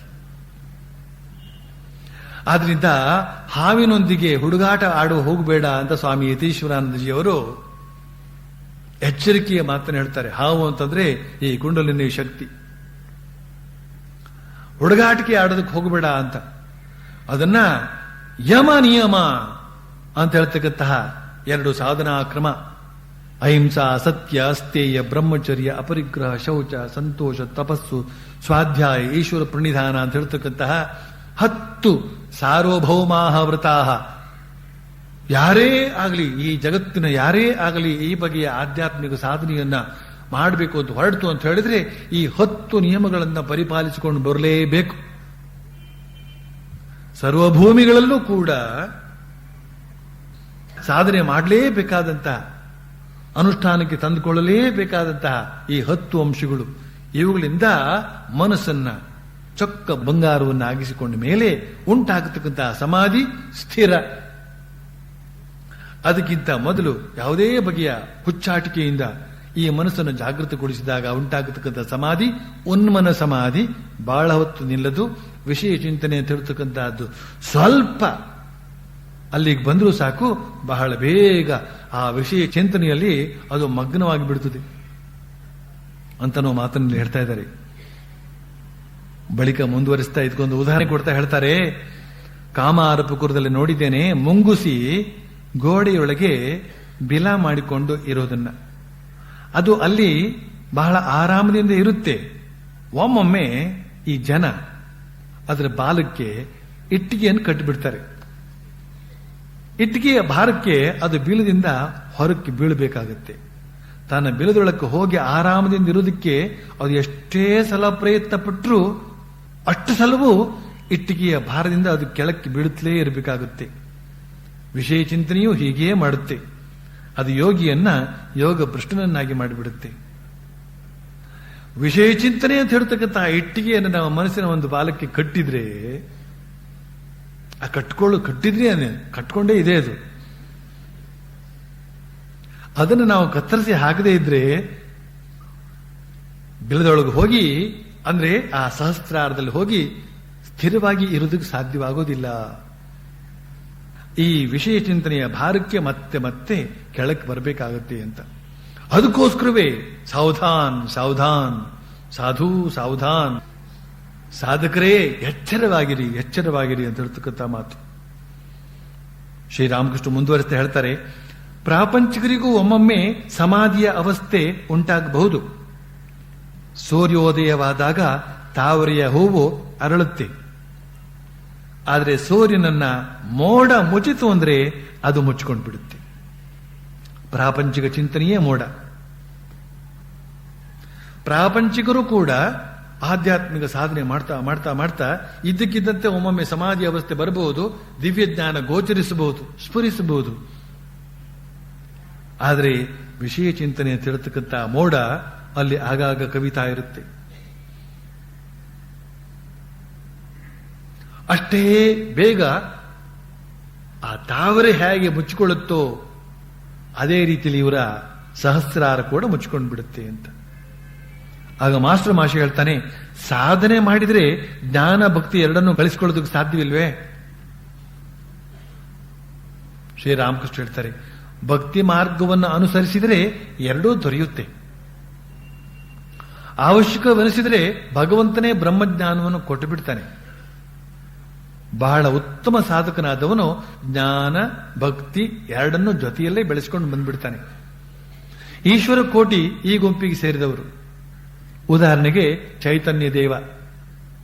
ಆದರೆ ಜೀವಕೋಟಿಗಳ ವಿಷಯವೇ ಬೇರೆ. ಜ್ಞಾನ ಭಕ್ತಿ, ಬ್ರಹ್ಮಜ್ಞಾನ, ಪರಮಾತ್ಮ ಭಕ್ತಿ, ಇದು ಎರಡು ಪ್ರಧಾನವಾದಂತಹ ಅಂಶಗಳು. ಕೆಲವು ಸಾಧಕ ವರ್ಗ ಜ್ಞಾನವನ್ನೇ ಪ್ರಧಾನವಾಗಿ ಹಿಡಿಯುತ್ತೆ, ಇನ್ನು ಕೆಲವು ಸಾಧಕ ವರ್ಗ ಭಕ್ತಿಯನ್ನೇ ಪ್ರಧಾನವಾಗಿ ಹಿಡಿಯುತ್ತೆ. ಈ ಭಕ್ತಿ ಮತ್ತು ಜ್ಞಾನ ಅಂತ ಹೇಳ್ತಕ್ಕಂಥದ್ದು ನಿಜಕ್ಕೂ ಬೇರೆ ಬೇರೆ ಅಲ್ಲ, ಒಂದೇ. ಯಾವ ಪರಮಾತ್ಮನ ಜ್ಞಾನ ನಮಗಾಗುತ್ತೋ ಅವನ ಕುರಿತಾಗಿ ನಾವು ಸ್ವಾಭಾವಿಕವಾಗಿ ಪ್ರೀತಿಯನ್ನು ತಾಳ್ತೇವೆ. ಯಾವ ಪರಮಾತ್ಮನ ಕುರಿತಾಗಿ ನಮಗೆ ಪ್ರೀತಿ ಅಂತ ಹೇಳ್ತಕ್ಕಂಥದ್ದು ಅಂಕುರವಾಗುತ್ತೋ ಅವನ ಕುರಿತಾದಂತಹ ಜ್ಞಾನ ಕೂಡ ತನ್ನಷ್ಟಕ್ಕೆ ತಾನೇ ಸ್ಫುರಿಸುತ್ತೆ ಅವನ ಕೃಪೆಯಿಂದಲೇ. ಆದ್ರಿಂದಲೇನೇ ಜ್ಞಾನ ಮತ್ತು ಭಕ್ತಿ ಅಂತ ಹೇಳ್ತಕ್ಕಂಥದ್ದು ಬೇರೆ ಬೇರೆ ಅಲ್ಲ. ಯಾವ ಸ್ಥಿತಿಯಲ್ಲಿ ಅದು ಬೇರೆ ಬೇರೆ ಅಲ್ಲ ಅಂತ ಹೇಳಿದ್ರೆ ಅದರ ಉತ್ಕಟಾವಸ್ಥೆಯಲ್ಲಿ ಮಾತ್ರವೇ. ಪ್ರಾರಂಭಾವಸ್ಥೆಯಲ್ಲಿ ಅದೇ ಬೇರೆ ಇದೇ ಬೇರೆ. ಜ್ಞಾನ ಮಾರ್ಗಿ ಭಕ್ತಿ ಮಾರ್ಗಿಯನ್ನ ಅವಲಂಬಿಸಬಾರದು, ಭಕ್ತಿ ಮಾರ್ಗಿ ಜ್ಞಾನ ಮಾರ್ಗವನ್ನು ಅವಲಂಬಿಸಬಾರದು. ಯಾಕೆಂದ್ರೆ ಈ ದಾರಿಯೇ ಬೇರೆ, ಆ ದಾರಿಯೇ ಬೇರೆ. ಇಲ್ಲಿ ಶ್ರೀರಾಮಕೃಷ್ಣ ಹೇಳ್ತಾ ಇದ್ದಾರೆ, ಈಶ್ವರ ಕೋಟಿಗಳು ಅಂತ ಹೇಳ್ತಕ್ಕಂಥ ಒಂದು ಜನ ಇದ್ದಾರೆ. ಅಂದ್ರೆ ಅವತಾರ ಪುರುಷರ ವರ್ಗ ಅದು, ಅಥವಾ ಜನ್ಮ ಜನ್ಮಾಂತರಗಳಿಂದ ಸಾಧನೆ ಅಲ್ಲ, ಸಿದ್ಧಿಯ ಅನುಭವದಲ್ಲೇ ಮುಂದುವರೆದುಕೊಂಡು ಬಂದವರು. ಸಾಧನೆಯೂ ಆಗಿ ಸಿದ್ಧಿಯೂ ಆಗಿ ಮತ್ತೆ ಭಗವಂತನ ಇಚ್ಛೆಯಿಂದ ಜನ್ಮ ತಾಳಿ ಅದೇ ಸಿದ್ಧಿಯ ಅವಸ್ಥೆಯನ್ನು ಮುಂದುವರಿಸಿಕೊಂಡು ಬಂದವರು ನಿತ್ಯ ಸಿದ್ಧರು. ಅವರೇ ಸಿದ್ಧರ ಸಿದ್ಧರು, ಅವರೇ ಈಶ್ವರ ಕೋಟಿಗಳು. ಅವರು ಜ್ಞಾನ ಮತ್ತು ಭಕ್ತಿ ಎರಡನ್ನೂ ಕೂಡ ಜೊತೆಯಾಗಿ ಬೆಳೆಸ್ಕೊಂಡು ಬಂದಿರ್ತಾರೆ. ಆದರೆ ಜೀವಕೋಟಿಗಳ ವಿಷಯ ಬೇರೆ. ಜೀವಕೋಟಿಗಳು ಒಂದು ಜ್ಞಾನವನ್ನ ಅವಲಂಬಿಸಿ ಮುಂದುವರಿಬೇಕು, ಇಲ್ಲದೆ ಹೋದ್ರೆ ಭಕ್ತಿಯನ್ನ ಅವಲಂಬಿಸಿ ಮುಂದುವರಿಬೇಕು. ಇದನ್ನು ವಿವರಿಸೋದಕ್ಕೋಸ್ಕರ ಒಂದು ಉದಾಹರಣೆ ಕೊಡ್ತಾ ಇದ್ದಾರೆ ನೋಡಿ. ಬೆಳಕಿನಲ್ಲಿ 5 ವಿಧ: ದೀಪದ ಬೆಳಕು, ವಿವಿಧ ಬೆಂಕಿಗಳ ಬೆಳಕು, ಚಂದ್ರನ ಬೆಳಕು, ಸೂರ್ಯನ ಬೆಳಕು, ಸೂರ್ಯ ಚಂದ್ರರಿಬ್ಬರೂ ಸೇರಿದಂತ ಮಿಶ್ರಣ ಬೆಳಕು. ಭಕ್ತಿ ಇದೆಯಲ್ಲ, ಇದು ಚಂದ್ರನ ಬೆಳಕು. ಜ್ಞಾನ ಇದೆಯಲ್ಲ, ಇದು ಸೂರ್ಯನ ಬೆಳಕು. ಕೆಲವು ವೇಳೆ ಸೂರ್ಯ ಅಸ್ತನಾಗುವುದಕ್ಕೆ ಮುನ್ನವೇ ಚಂದ್ರೋದಯವಾಗುವುದನ್ನು ನೋಡಬಹುದು. ಅವತಾರ ಪುರುಷರಲ್ಲಿ ಭಕ್ತಿ ಎಂಬ ಚಂದ್ರ, ಜ್ಞಾನವೆಂಬ ಸೂರ್ಯ ಎರಡೂ ಜೊತೆಯಲ್ಲೇ ಇರುವುದನ್ನು ನೋಡಬಹುದು. ಮನಸ್ಸು ಮಾಡಿಕೊಂಡ ಕ್ಷಣಕ್ಕೆ ಎಲ್ಲರೂ ಜ್ಞಾನ ಭಕ್ತಿಗಳನ್ನು ಒಟ್ಟಿಗೆ ಬೆಳೆಸಿಕೊಳ್ಳೋದಕ್ಕೆ ಸಾಧ್ಯವೇ? ಆಧಾರ ವಿಶೇಷತೆ ಅನ್ನೋದು ಇದೆ.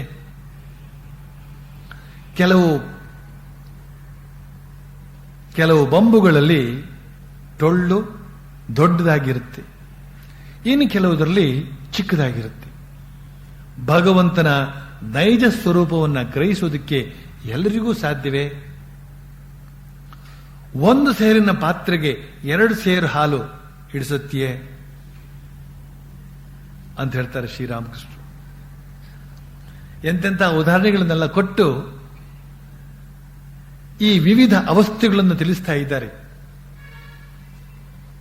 ಟೊಳ್ಳು ಗಟ್ಟಿ, ಬೆಳಕುಗಳು ಬಗೆಬಗೆಯ ಬೆಳಕುಗಳು. ಸೂರ್ಯನ ಬೆಳಕು, ಚಂದ್ರನ ಬೆಳಕು. ಚಂದ್ರನ ಬೆಳಕು ತಂಪು, ಸೂರ್ಯನ ಬೆಳಕು ತೀಕ್ಷ್ಣ. ಇವೆರಡು ಬೆಳಕು ಕೂಡ ಸೇರಿದಾಗ ಬಹಳ ಆಹ್ಲಾದವಾಗಿರುತ್ತೆ. ಚಳಿಗಾಲದ ಬಿಸಿಲು ನೋಡಿ ಎಷ್ಟು ಚೆನ್ನಾಗಿರುತ್ತೆ. ಹಾಗೆ ಚಳಿಗಾಲದ ಬಿಸಿಲು ಅನ್ಬಹುದು ಈ ಸೂರ್ಯನ ಬಿಸಿಲು, ಚಂದ್ರನ ಬೆಳಕು ಎರಡೂ ಸೇರಿದಾಗ. ಈಶ್ವರ ಕೋಟಿಗಳಲ್ಲಿ ಈ ಭಕ್ತಿ ಮತ್ತು ಜ್ಞಾನ ಅಂತ ಇರ್ತಕ್ಕಂಥದ್ದು ಎರಡೂ ಸೇರಿ ಈ ಬಗೆಯ ಬೆಳಕನ್ನು ನಾವು ಅಲ್ಲಿ ಕಾಣಬಹುದಾಗುತ್ತೆ ಅಂತನ್ನುವ ಒಂದು ಉದಾಹರಣೆಯನ್ನು ಹೇಳ್ತಾ ಇದ್ದಾರೆ. ಜೊತೆಗೆ ಇದು ಎಲ್ಲರಿಂದಲೂ ಏಕಪ್ರಕಾರವಾಗಿ ಸಾಧ್ಯವಾಗತಕ್ಕಂಥ ಅಂಶ ಅಲ್ಲ ಅಂತ ಕೂಡ ಹೇಳ್ತಾರೆ. ಆಧಾರ ವಿಶೇಷತೆ ಅಂತ ಹೇಳ್ತಕ್ಕಂಥದ್ದನ್ನು ಹೇಳ್ತಾರೆ. ಆಧಾರ ವಿಶೇಷತೆ ಅಂತ ಹೇಳಿದ್ರೆ ಕಾಂಪಿಟೆನ್ಸಿ. ಅಧಿಕಾರ ಭೇದ. ಅಧಿಕಾರ ಅಂದ್ರೆ ಸರ್ಕಾರಿ ಅಧಿಕಾರ ಅಲ್ಲ, ಸಾಮರ್ಥ್ಯ. ಈ ಸಾಮರ್ಥ್ಯ ಅಂತ ಹೇಳ್ತಕ್ಕಂಥದ್ದು ಒಮ್ಮೆಲೆ ಬರ್ತಕ್ಕಂಥದ್ದಲ್ಲ, ಜನ್ಮಾಂತರಗಳ ಸಾಧನೆಯ ಪರಿಪಾಕದಿಂದ ಬರ್ತಕ್ಕಂಥದ್ದು. ಒಂದು ಸೇರಿನ ಪಾತ್ರೆಗೆ 2 ಸೇರು ಹಾಲಿಡಿಸುತ್ತೆಯೇ ಅಂತ ಉದಾಹರಣೆ ನೋಡಿ. ನಮ್ದೆಲ್ಲ ಸೇರು ಕೂಡ ಅಲ್ಲ, ಚಟಾಕು. ಅಷ್ಟೇ ಪರಮಾತ್ಮನ ಅಂಶವನ್ನು ನಾವು ಹಿಡಿದಿಟ್ಟುಕೊಳ್ಳೋಕೆ ಸಾಧ್ಯ. ಆದರೆ ಅಯ್ಯೋ ಇಷ್ಟೇನಾ ಅಂತ ಚಿಂತೆ ಮಾಡಬೇಕಾಗಿಲ್ಲ. ಆ ಚಟಾಕಿನಷ್ಟೇ ಪರಮಾತ್ಮ ಭಾವ ಅಂತ ಹೇಳ್ತಕ್ಕಂಥದ್ದು ಈ ಸೇರಿನಷ್ಟು ಪರಮಾತ್ಮ ಭಾವವನ್ನು ಹಿಡ್ಕೊಂಡವನಷ್ಟೇ ಆನಂದವನ್ನು ಅದು ಕೊಡುತ್ತೆ. ಶ್ರೀರಾಮಕೃಷ್ಣ ಇದಕ್ಕೊಂದು ಉದಾಹರಣೆ ಕೊಟ್ಟು ಹೇಳ್ತಾರೆ. ಸಾಮಾನ್ಯವಾಗಿ ಅವರು ಹೆಂಡದ ಉದಾಹರಣೆ ಕೊಡೋದೇ ಹೆಚ್ಚು. ಅದು ಇವತ್ತಿನ ಕಾಲಕ್ಕೆ ಬಹಳ ಅನ್ವಯ ಆಗುತ್ತೆ. ಇವತ್ತು ಹೆಂಡವೇ ಹೆಚ್ಚು. ಹೇಳ್ತಾರೆ, 1-2 ಬಾಟ್ಲನ್ನು ಏರಿಸುವ ವೇಳೆಗೇನೆ ಅವನು ಮತ್ತನಾಗಿರ್ತಾನೆ. ಇನ್ನು ಪೀಪಾಯಿಯಲ್ಲಿ ಎಷ್ಟು ಸೀಸೆ ಮಧ್ಯೆ ಇದೆ ಅಂತ ಹೇಳ್ತಕ್ಕಂಥ ಲೆಕ್ಕಾಚಾರ ಇವನಿಗೆ ಆತಕ್ಕೆ. ಹಾಗೆ ಚಟಾಕಿನಷ್ಟಾದರೂ ಕೂಡ ಆನಂದವೇ. ಆನಂದಾನುಭವದಲ್ಲಿ ತರತಮ ಅಂತ ಹೇಳ್ತಕ್ಕಂಥದ್ದೇನೂ ಇಲ್ಲ, ಆನಂದವೇ. ಆದರೆ ಗಾತ್ರದಲ್ಲಿ ವ್ಯತ್ಯಾಸ ಇದೆ ಅಂತ ಹೇಳ್ತಾರೆ ಶ್ರೀರಾಮಕೃಷ್ಣರು. ಈಗ ಮಾಸ್ಟರ್ ಮಾಷೆ ಹೇಳ್ತಾನೆ, ಯಾಕೆ?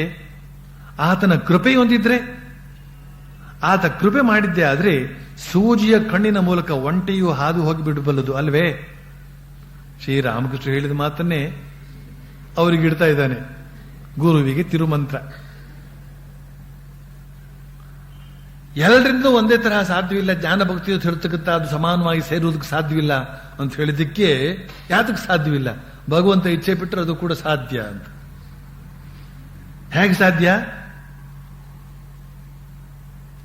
ಸೂಜಿಯ ಕಣ್ಣಿನ ಮೂಲಕ ಒಂಟೆಯೂ ಕೂಡ ಹಾದು ಹೋಗುವಂತೆ ಮಾಡ್ತಾನೆ ಭಗವಂತ ಇಷ್ಟಪಟ್ರೆ ಅಂತ. ಸೂಜಿಯ ಕಣ್ಣಿನ ಮೂಲಕ ದಾರವನ್ನು ಪೋಣಿಸೋದೇ ಎಷ್ಟು ಕಷ್ಟ ಇದೆ. ಇವನು ಒಂಟೆಯನ್ನೇ ನುಗ್ಗಿಸ್ತಾ ಇದ್ದಾನೆ ಅಂತ. ಶ್ರೀರಾಮಕೃಷ್ಣರು ಈ ಮಾತನ್ನು ಬೇರೆ ಕಡೆ ಬೇರೆ ರೀತಿಯಾಗಿ ಹೇಳಿದ್ದಾರೆ. ಸೂಜಿಯ ಕಣ್ಣಿನಲ್ಲಿ ದಾರವನ್ನು ಪೋಣಿಸಬೇಕಾದ್ರೆ ಆ ದಾರದ ತುದಿ ಅಂತ ಹೇಳ್ತಕ್ಕಂಥದ್ದು ಎಷ್ಟು ಚೂಪಾಗಿರಬೇಕು ಅಂತಂದ್ರೆ ಒಂದೇ ಒಂದು ಎಳೆ ಕೂಡ ಅಡ್ಡ ಇರಬಾರದು. ಆ ರೀತಿಯಲ್ಲಿ ನಾವು ಯೋಗದಲ್ಲಿ ನಿಷ್ಠರಾಗಿರಬೇಕಾಗ್ತದೆ. ಅತ್ಯಂತ ಚೊಕ್ಕಟವಾದ ರೀತಿಯಲ್ಲಿ ಯೋಗವನ್ನು ಅಭ್ಯಾಸ ಮಾಡಬೇಕಾಗ್ತದೆ. ನಮ್ಮ ಮನಸ್ಸಿನ ಎಲ್ಲ ದುರಾಗ್ರಹಗಳನ್ನು ಕೂಡ ದೂರ ಮಾಡಿಕೊಂಡು ಅಷ್ಟು ನಿಶ್ಚಳವಾಗಿರಬೇಕಾಗ್ತದೆ. ಅಡ್ಡ ಎಳೆ ಅಂತ ಹೇಳ್ತಕ್ಕಂಥದ್ದು, ಇತರ ಆಲೋಚನೆಗಳು ಅಂತ ಹೇಳ್ತಕ್ಕಂಥದ್ದು ಆ ಮನಸ್ಸಿನಲ್ಲಿ ಬರಲೇಬಾರದು. ಆ ರೀತಿಯಲ್ಲಿ ಮಾತ್ರ ಇದ್ರೆ ಮಾತ್ರ ನಮ್ಮ ಮನಸ್ಸು ಅಂತಕ್ಕಂಥದ್ದು ಪರಮಾತ್ಮನಲ್ಲಿ ಪ್ರವೇಶಿಸುವುದಕ್ಕೆ ಸಾಧ್ಯವಾಗುತ್ತೆ ಅಂತ ಹೇಳ್ತಾರೆ. ಅದ್ರ ಜೊತೆಲೇ ಹೇಳ್ತಾರೆ, ಪರಮಾತ್ಮ ಏನಾದರೂ ಕೃಪೆ ಮಾಡಿದ್ದೆ ಆದ್ರೆ ಅದೇ ಸೂಜಿಯ ಕಣ್ಣಿನಲ್ಲಿ ಒಂಟೆಯನ್ನು ಕೂಡ ನುಗ್ಗು ಹಾಗೆ ಮಾಡ್ತಾನೆ ಅಂತ.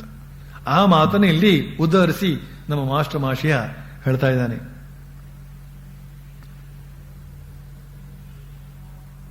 ಆಗ ಶ್ರೀರಾಮಕೃಷ್ಣ ಹೇಳ್ತಾರೆ, ಕೃಪೆ ಸುಮ್ಮನೆ ಬಂದ್ಬಿಡ್ತದೆಯೇ? ಕೃಪೆ ಸುಮ್ಮನೆ ಬಂದ್ಬಿಡುತ್ತೆಯೇ? ಭಿಕ್ಷುಕ ಒಂದು ಕಾಸು ಕೇಳಿದ್ರೇನೋ ಕೊಟ್ಟು ಬಿಡಬಹುದು. ಆತ ತನ್ನ ಇಡೀ ರೈಲ್ವೆ ಚಾರ್ಜನ್ನೇ ಕೊಡಬೇಕು ಅಂತ ಕೇಳ್ಕೊಂಡ್ರೆ ಕೊಡೋಕ್ಕಾಗತ್ತೇನೋ?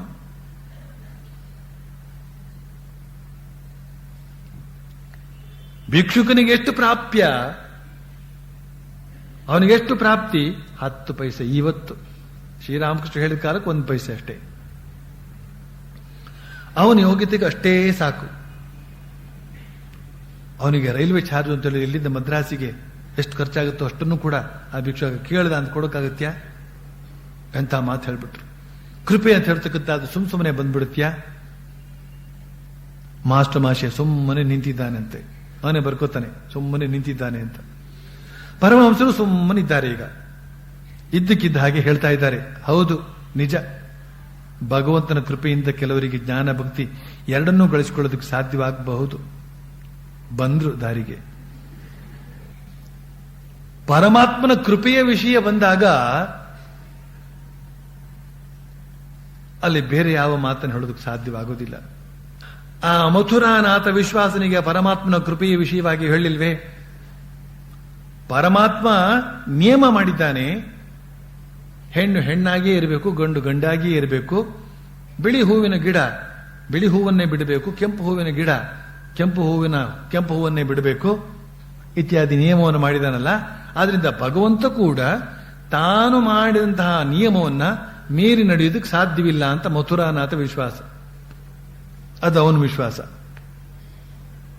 ಶ್ರೀರಾಮಕೃಷ್ಣ ಹೇಳ್ತಾರೆ, ಹಾಗೇನಿಲ್ಲ, ಯಾರು ನಿಯಮವನ್ನು ಮಾಡಿದ್ದಾನೋ ಅವನು ಅದನ್ನು ಬೇಕಾದ್ರೆ ಮುರಿಯಬಲ್ಲ ಅಂತ. ನಿಯಮ ಮಾಡದೆ ಇರುವವರು ಇವತ್ತು ಮುರಿದಾ ಇದ್ದಾರೆ, ಇನ್ನು ನಿಯಮ ಮಾಡದೆ ಮಾಡುವವನೇ ಮುರಿದಕ್ಕೆ ಸಾಧ್ಯ ಇಲ್ವೇ? ಕಾನೂನುಗಳನ್ನು ಮಾಡಿದವನೇ ಕಾನೂನುಗಳನ್ನ ಮುರಿದಕ್ಕೆ ಸಾಧ್ಯ ಇಲ್ವೇ? ಕಾನೂನಿಗೆ ಅಧೀನವಾಗಿರಬೇಕು ಅಂತ ಹೇಳಿ ಎಲ್ಲ ಪ್ರಜೆಗಳನ್ನು ನಿಯಮಬದ್ಧರನ್ನಾಗಿ ಇಟ್ಟಿದ್ರೂ ಕೂಡ ಆ ಪ್ರಜೆಗಳು ಬಗೆಯಾಗಿ ಆ ಕಾನೂನುಗಳನ್ನು ಮುರಿತಾ ಇರುವಾಗ ಕಾನೂನುಗಳು ಮಾಡಿರ್ತಕ್ಕಂಥವ್ರು ಕೂಡ ಅದು ಮುರಿದಕ್ಕೆ ಸಾಧ್ಯ ಇಲ್ವೇ ಅಂತ ಹೇಳ್ತಾರೆ ಶ್ರೀರಾಮಕೃಷ್ಣ. ಅದಕ್ಕೆ ಮಥುರಾನಾಥ ಒಪ್ಪೋದಿಲ್ಲ. ಅಲ್ಲಿಗೆ ಮಾತು ನಿಲ್ಲುತ್ತೆ.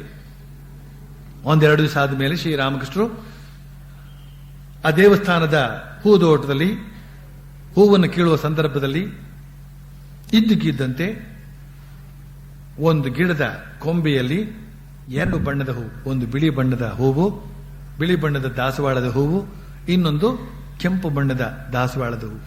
ತಕ್ಷಣ ಆ ಕೊಂಬೆಯನ್ನೇ ಮುರಿದು ತಂದು ಮಥುರಾನಾಥ ವಿಶ್ವಾಸನ ಮುಂದಿಟ್ಟು ಹೇಳ್ತಾರೆ, ನೋಡು ಭಗವಂತ ಹೇಗೆ ತನ್ನ ನಿಯಮವನ್ನ ಮುರಿದಿದ್ದಾನೆ ಅಂತ.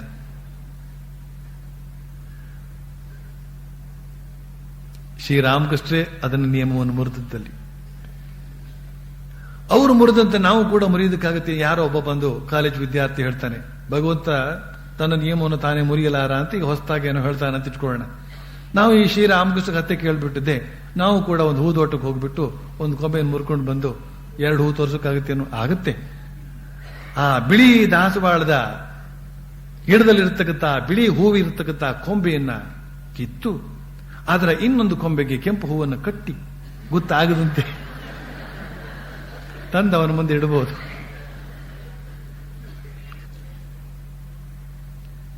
ಆದರೆ ಶ್ರೀರಾಮಕೃಷ್ಣ ಇಲ್ಲಿ ಆ ಪರಮಾತ್ಮ ಕೃಪೆಯನ್ನ ಮಾಸ್ಟರ್ ಮಾಷೆ ಯಾವುದನ್ನು ನೆನಪು ಮಾಡಿಕೊಟ್ಟಿದ್ದಾನೋ ಅದನ್ನು ಒಪ್ಪಿಕೊಂಡು ಪರಮಾತ್ಮ ಇಷ್ಟಪಟ್ಟದ್ದೇ ಆದ್ರೆ ಎಲ್ಲವನ್ನೂ ಮಾಡಿಕೊಡಬಲ್ಲ ಅಂತ. ಆದರೆ ಪರಮಾತ್ಮನ ಕೃಪೆಗೆ ಪಾತ್ರ ಆಗತಕ್ಕಂತಹ ಜವಾಬ್ದಾರಿ, ಪುರುಷ ಪ್ರಯತ್ನ ನಮ್ಮಲ್ಲೇ ಉಳಿದಿರುತ್ತೆ. ಅದಕ್ಕಾಗಿ ನಮ್ಮ ಜೀವನವನ್ನೇ ನಾವು ಮುಡಿಪಾಗಿಡಬೇಕಾಗುತ್ತೆ. ಆ ಕೃಪೆ ಬಂತು ಅಂತ ಹೇಳಿದ್ರೆ ಎಲ್ಲವನ್ನೂ ಕೂಡ ಪ್ರಾಪ್ತಿ ಮಾಡ್ಕೊಳ್ಳೋಕೆ ಸಾಧ್ಯ ಅಂತ ಹೇಳಿ ಇಂದಿನ ಉಪನ್ಯಾಸವನ್ನ ಇಲ್ಲಿಗೆ ಮುಗಿಸಿ ಮುಂದಿನದನ್ನ ಶ್ರೀರಾಮಕೃಷ್ಣ ಕೃಪೆಯಿಂದ ಮುಂದಿನ ಶನಿವಾರ ಮುಂದುವರಿಸ್ತೇನೆ. ಓಂ ಪ್ರಿಯತಾಂ ಪುಂಡರೀಕಾಕ್ಷ ಸರ್ವಯಜ್ಞೇಶ್ವರೋ ಹರಿಃ ತಸ್ಮಿನ್ ಸ್ತುಷ್ಟೇ ಜಗತ್ತುಷ್ಟಂ ಪ್ರೇಣಿತೆ ಪ್ರೇಣಿತಂ ಜಗತ್ ಹರಿ.